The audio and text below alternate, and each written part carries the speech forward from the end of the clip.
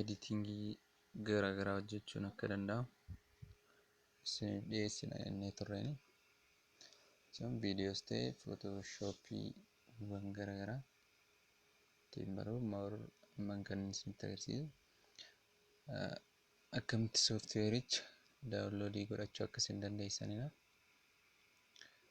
Kan jalqabaa biroozarii kiroomiis ta'ee oppeeraa saawwanna weebsaayitii tokkoon isinitti himani. Weebsaayitichi maqaan isaa Gets into PC jettanii isinii fidaani. Isuma jalqabaa kana yookiin isa lammaffaarra jiru kana bantuuni sooftiweer kaataagorii jedhu sana banattuuni ergasiitii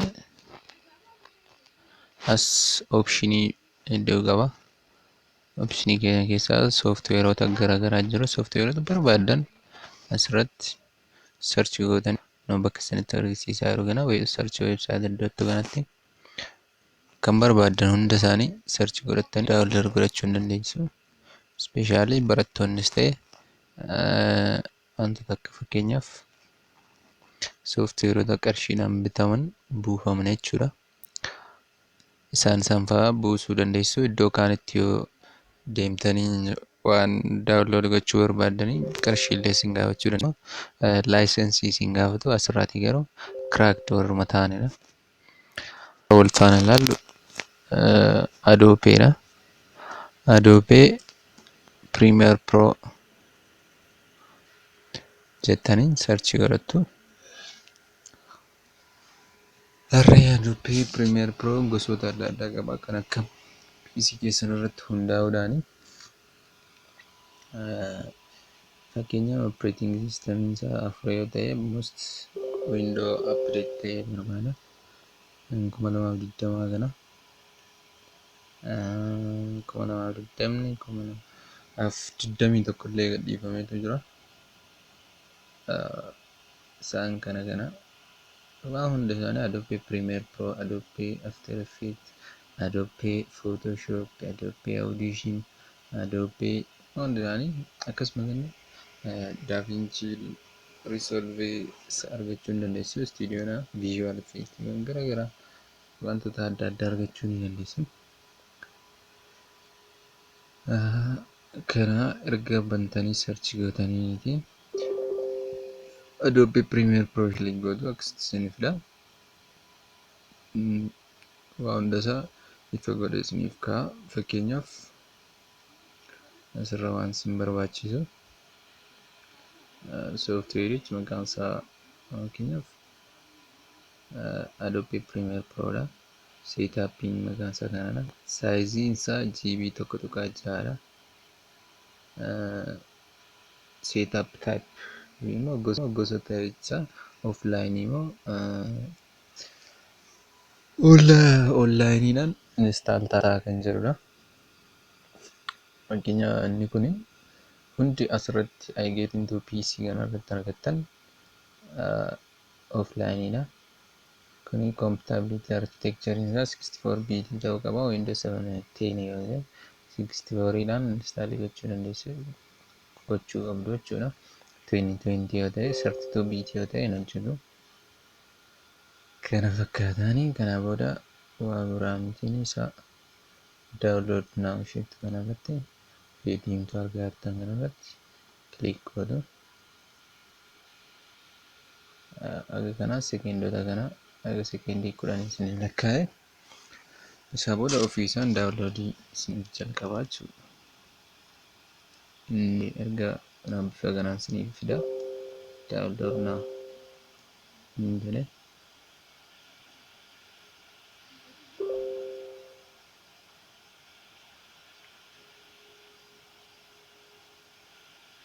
Kana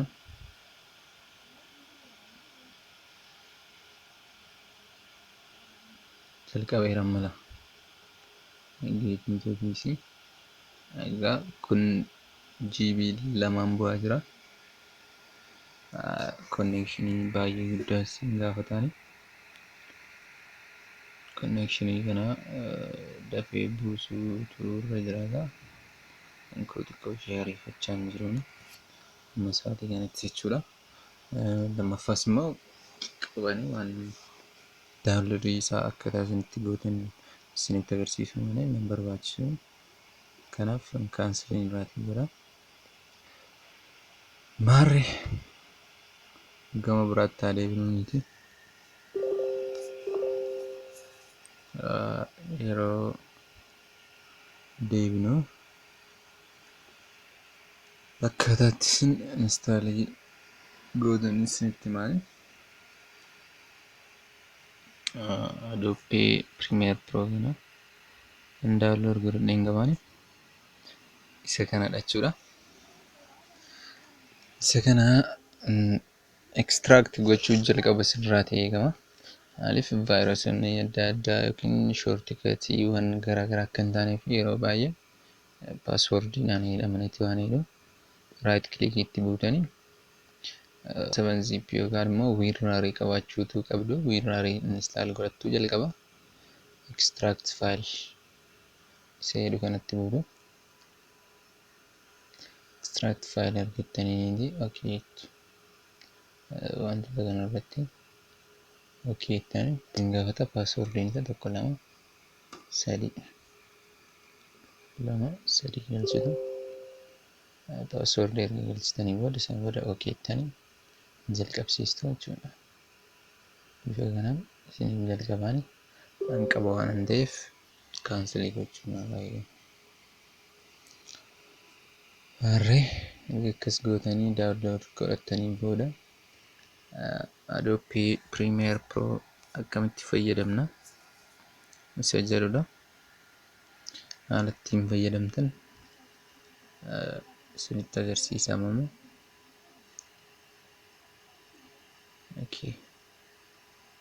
Haalli isinitti Adobe Premiere Pro akkasumas illee Adobe After Effects jechuudha. Kun asirraa deeskitooppii irratti asin mul'atee hin jiru. After Effects, DaVinci Resolve, Wondershare Film olaanne akkasuma daawunloodii godhachuu hin dandeessinu. Kaan isinti sooftiweeroota garaagaraa kan barbaadan maqaa isaanii beektanii kan barumsaafis fayyadaman akkasumas immoo kan sooftiweerii ediitingii barnoota waan barbaadan daawunloodii godhachuu dandeessu. Maarree ammas akkaataatti Premiere Pro bannuun isinitti agarsiisan waliin tura.